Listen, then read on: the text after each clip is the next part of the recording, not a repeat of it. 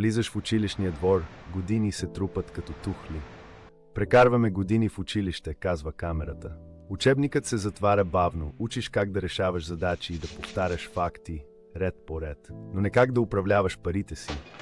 Виждаш сметки и банково приложение, объркани пръсти. После стоиш сам в дъждовен парк, слушаш капките и усещаш как стресът те дърпа. Училището не ти казва как да управляваш емоциите, как да ги назовеш, да дишаш и да избираш реакцията. В клас вдигаш ръка за правилния отговор, а после гледаш звездите и си задаваш други въпроси. В училище ти липсват уроци за навици и за внимание. Тренираш, четеш, работиш по целите, после оставяш телефона настрани и се фокусираш. Не ни учат как да изградим живота, който искаме. Вървиш към хоризонта при изгрев. И най-важните уроци започват след училище.